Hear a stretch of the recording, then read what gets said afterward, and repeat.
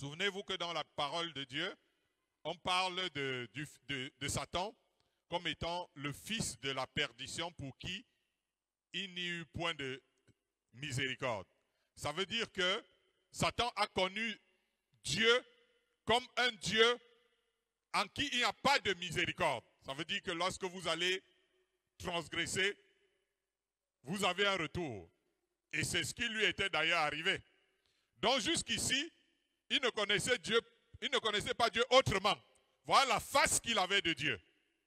Voilà toute la connaissance qu'il avait eue de la part du Seigneur. C'est pour cela d'ailleurs que dans le royaume du diable, il n'y a pas de miséricorde. Ça veut dire qu'on sait que quand tu fais ce qui est mauvais, tu reçois le retour immédiatement. Parce que c'est comme ça que lui, il se disait que tel est le Dieu Tout-Puissant. Et comme Dieu a dit à Adam, si tu tombes, si tu transgresses, si tu désobéis, tu vas mourir. Et il connaît ce Dieu-là. Voilà tout ce qu'il connaît de Dieu. Il va donc s'approcher d'Adam et Ève pour qu'eux aussi, ils meurent. Pour qu'eux aussi, ils soient séparés de Dieu. Pour qu'eux aussi, ils périssent.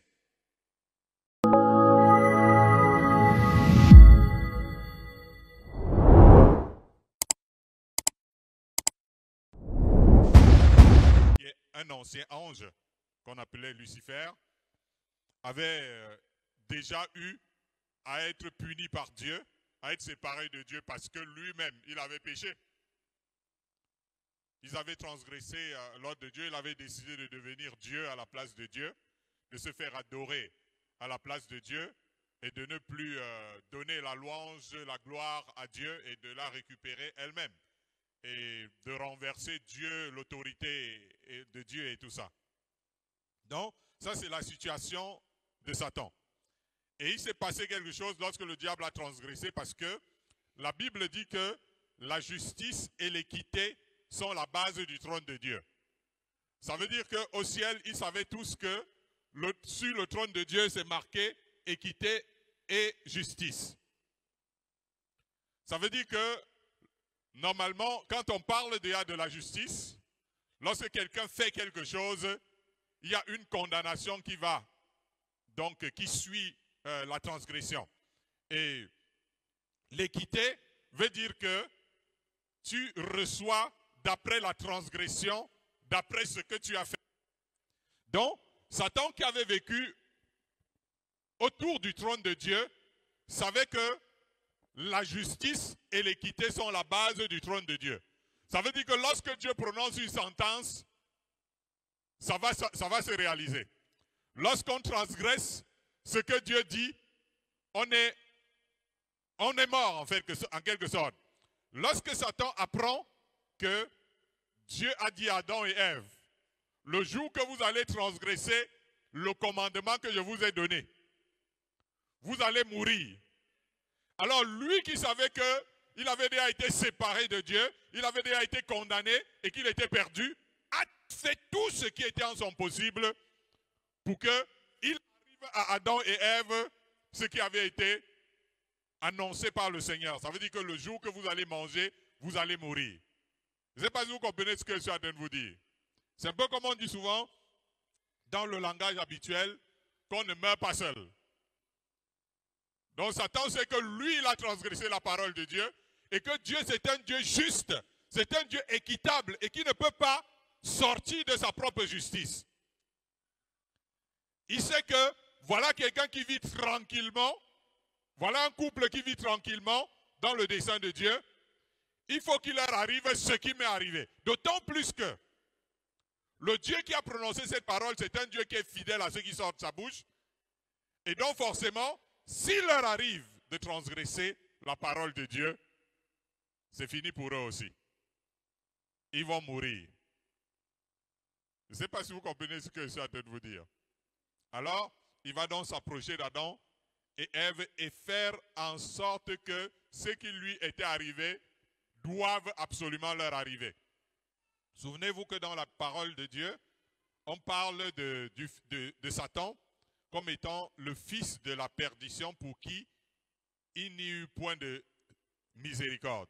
Ça veut dire que Satan a connu Dieu comme un Dieu en qui il n'y a pas de miséricorde. Ça veut dire que lorsque vous allez transgresser, vous avez un retour. Et c'est ce qui lui était d'ailleurs arrivé. Donc jusqu'ici, il ne connaissait pas Dieu autrement. Voilà la face qu'il avait de Dieu.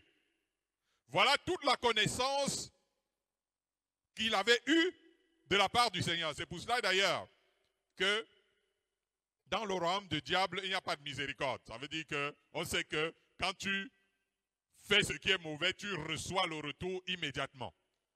Parce que c'est comme ça que lui, il se disait que tel est le Dieu Tout-Puissant. Et comme Dieu a dit à Adam, si tu tombes, si tu transgresses, si tu désobéis, tu vas mourir. Et il connaît ce Dieu-là. Voilà tout ce qu'il connaît de Dieu. Il va donc s'approcher d'Adam et Ève pour qu'eux aussi, ils meurent. Pour qu'eux aussi, ils soient séparés de Dieu. Pour qu'eux aussi, ils périssent. D'autant plus que Dieu ne peut pas être un menteur. C'est Dieu même qui a dit. Je ne sais pas si vous comprenez ce que je suis en train de vous dire. Ça, c'est l'histoire de la Genèse. Alors, il va donc s'approcher d'Adam et Ève, les mandataires de Dieu, pour les amener à chuter, afin que pour eux, il n'y ait point de miséricorde, comme lui aussi, il n'avait point eu de miséricorde de la part de l'Éternel. Alléluia. Et c'est important de voir qu'ici, lorsque les anges étaient tombés, il n'y a pas eu de questionnement. Dieu ne leur a pas demandé pourquoi vous avez fait ceci. Il les a simplement chassés de sa présence et les a précipités dans les abîmes.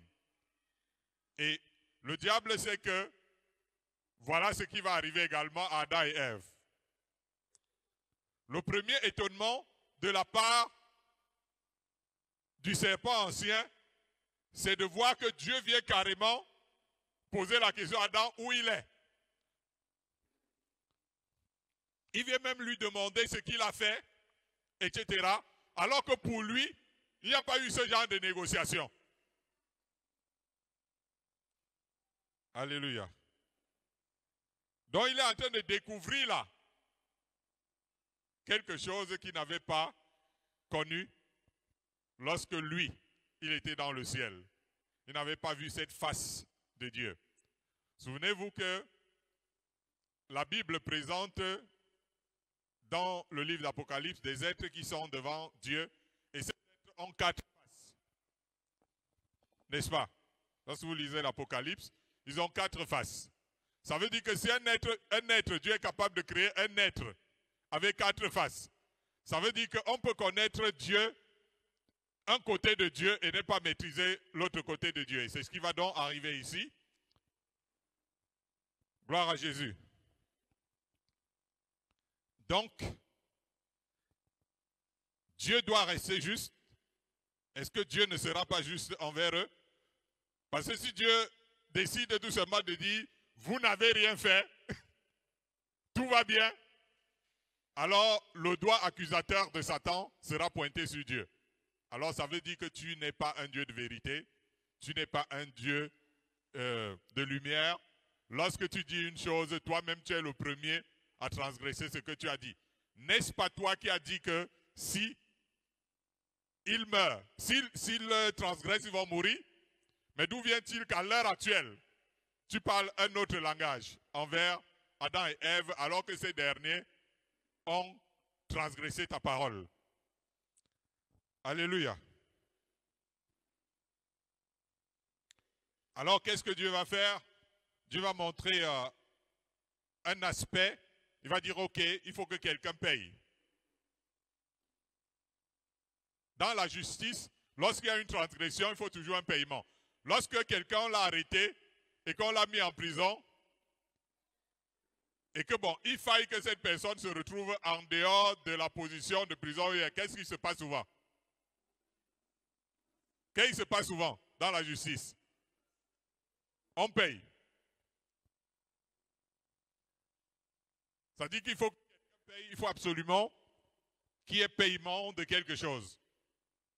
Il devait y avoir la mort pour que Dieu reste juste. Vous comprenez ce que je suis en train de vous expliquer? Dieu a dit, s'il y a transgression, il y a mort. Il y a eu transgression d'Adam et Ève. Et pour que Dieu reste juste, pour que sa parole ne tombe pas à terre et que l'on sache que ce que sa bouche dit, ça doit l'accomplir, devait y avoir mort. Donc le sang devait couler en quelque sorte.